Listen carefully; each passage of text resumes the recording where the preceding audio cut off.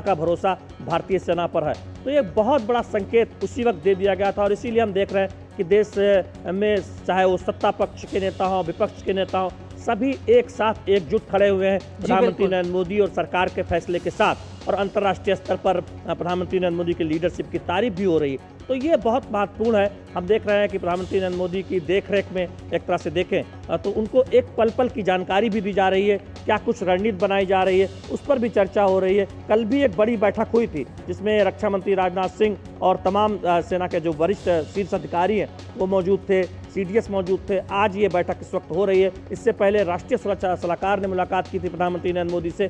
तो हो सकता है कि पूरा एक विवरण सामने रखा जाए कि कैसे पाकिस्तान दुस्साहस कर रहा है, नियमों को नहीं मान रहा है जो अंतर्राष्ट्रीय नियम है। और हम जानते हैं कि ये एक तरह से देखें, पाकिस्तान को आतंकी देश इसीलिए नहीं कहा जाता है चूँकि वो किसी नियम कानून को एक तरह से नहीं मानता है। वो डिनाई करता है जब आतंकियों को सरपरस्ती देता है, आतंकियों को टेरर जो इंफ्रास्ट्रक्चर है वो मुहैया कराता है, अंतर्राष्ट्रीय फंड का इस्तेमाल आतंकियों को पल्लित पोषित करने के लिए करता है। और जब यह बात उठती है तो उसको डिनाई कर जाता है। तो निश्चित तौर पर हम ये देख रहे हैं कि एक एक करके कलई पाकिस्तान की खुलती नज़र आ रही है। जब वो रिहायशी कैंप पर हमला कर रहा है, जब वो नागरिक क्षेत्रों में हमला कर रहा है, लेकिन एक भी उसका हमला सफल नहीं हुआ। ये हम सब जानते हैं। हमारी डिफेंस फोर्सेस की जो ताकत है, डिफेंस सिस्टम की जो ताकत है, यहाँ पर एक नैरेटिव जो खड़ा करने की झूठ की कोशिश की जा रही है, उसका जवाब भी आज प्रेस कॉन्फ्रेंस में दिया गया कि पाकिस्तान झूठ भी फैला रहा है, दावे फर्जी भी कर रहा है।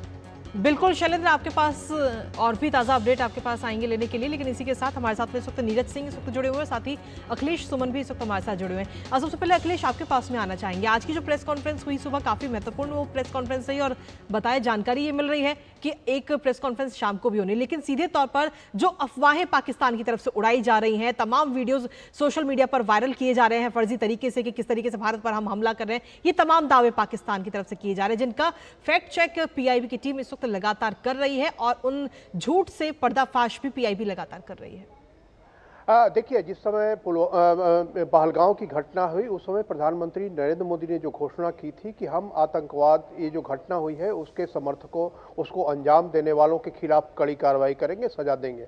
तो इसके तहत पाकिस्तान के अंदर जो 9 आतंकवादी ठिकाने थे, जिसमें जैसे मोहम्मद का था, लश्कर तैयबा का था, इन सारे ठिकानों पर हमला किया गया।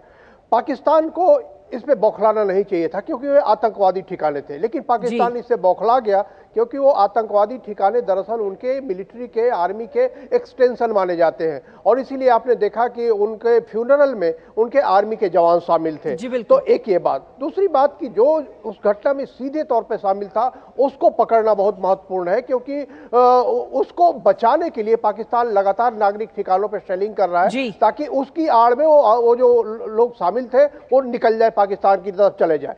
अब तीसरी बात जो फॉल्स स्टेटमेंट, फेक स्टेटमेंट, ये सब देने की बात है।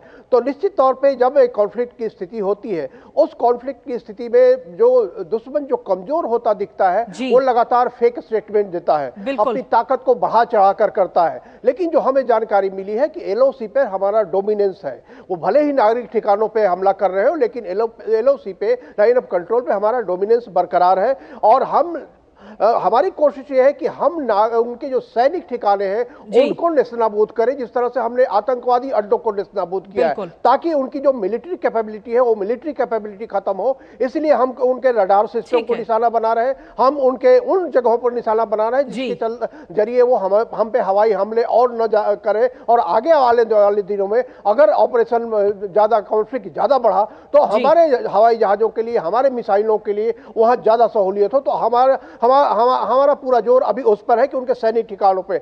लेकिन जिस तरीके से वो नागरिक ठिकानों पे हमला कर रहे हैं, अब देखिए भारत के भी संयम की परीक्षा ले रहे हैं वो, और भारत के संयम की परीक्षा ले रहे हैं तो भारत की एक सोची समझी रणनीति और नीति भी रही है कि हम नागरिकों को, निरपराध नागरिकों को निशाना नहीं बनाते।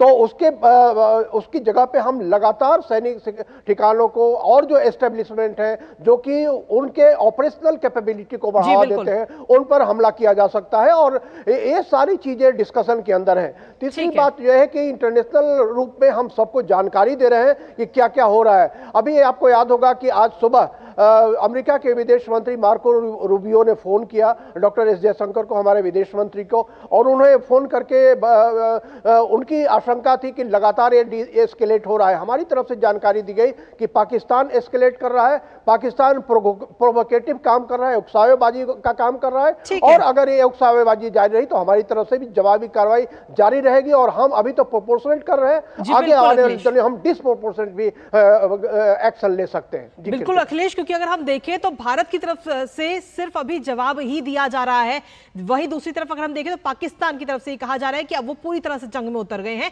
और आगे अगर हुआ तो मदरसे के जो बच्चे हैं, जो बच्चे मदरसों में पढ़ते हैं, उनको भी जंग में उतारा जाएगा। ये बात भी पाकिस्तान की तरफ से कही गई है। इसके साथ ही हमारे साथ में नीरज सिंह इस वक्त बने हुए हैं। नीरज, आपके पास क्या कुछ ताजा अपडेट है, क्योंकि इस वक्त प्रधानमंत्री नरेंद्र मोदी के आवास पर काफी अहम ये बैठक चल रही है, जिसमें रक्षा मंत्री और साथ ही तीनों सेना के अध्यक्ष इस वक्त मौजूद हैं। देखिए, बिल्कुल काफी अहम बैठक है, और आप देखें कि प्रधानमंत्री लगातार जिस समय से ये तनाव बना हुआ है, स्थिति पर नजर रखे हुए हैं, और इससे पहले भी कई सारी जो बैठक हैं वो हुई हैं। आप देखें जो तीनों ही सेना के जो प्रमुख हैं वो इस समय रक्षा मंत्री राजनाथ सिंह के साथ प्रधानमंत्री आवास में जो बैठक है उसमें भाग ले रहे हैं। और ये बैठक इस लिहाज से भी महत्वपूर्ण है कि आप देखें कि 10:30 बजे के करीब जो प्रेस कॉन्फ्रेंस हुई, इसके अलावा पूरी रात का जिस तरीके का घटनाक्रम रहा और हमारी भारतीय सेनाओं के द्वारा जो जवाब पाकिस्तान को दिया गया, उसकी तमाम जो जानकारी है वो प्रधानमंत्री के साथ शेयर कर रहे हैं। इसके साथ साथ ही आने वाले समय में अगर पाकिस्तान इसी तरह की उकसावे वाली कार्रवाई करता है तो भारतीय सेना किस तरीके से अपना जो जवाब है वो देगी। आप देखें कि पाकिस्तान ने खासतौर से युद्ध शब्द का प्रयोग किया है, युद्ध घोषित कर रखा है, जबकि हम सेल्फ डिफेंस में ये तमाम जो कार्रवाई है वो कर रहे हैं। आतंकवादियों के खिलाफ ये कार्रवाई हो रही है, लेकिन आतंकवादियों के साथ पाकिस्तान की सेना मिली हुई है।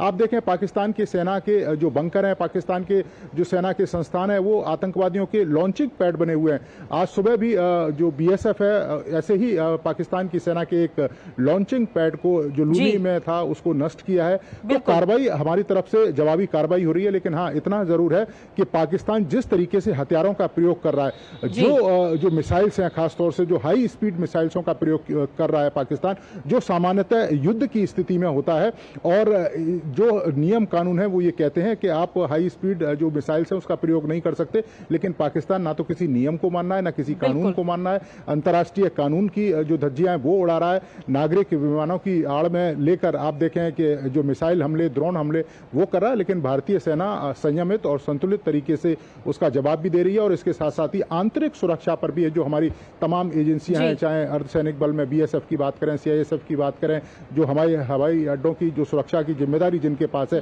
तो वहां आंतरिक सुरक्षा पर भी जो काम है वो तेजी के साथ किया जा रहा है। आपने देखा भी होगा कि देश के लोग किस तरीके से सेना के साथ खड़े हैं।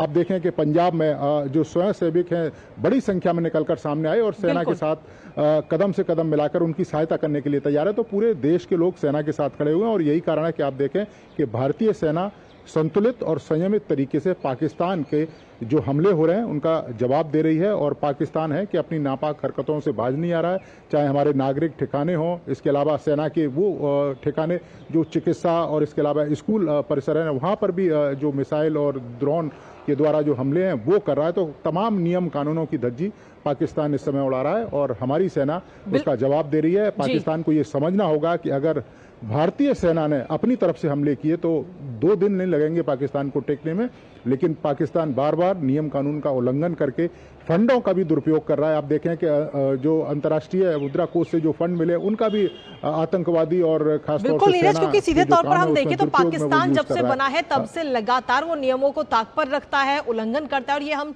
सभी लगातार देखते हैं। लेकिन इस बार एक होता है ना कि हर चीज की एक लिमिट होती है, अति होती है। इस बार वो अति को भी पार कर चुका है ये पाकिस्तान, और भारतीय सेना लगातार जवाब भी दे रही है। नजर इस पर लगातार बनी रहेगी। इसके साथ ही आप हमारे साथ लगातार बने रहिए। हमारे तीनों संवाददाता आपके पास वापस आएंगे ताजा अपडेट के लिए।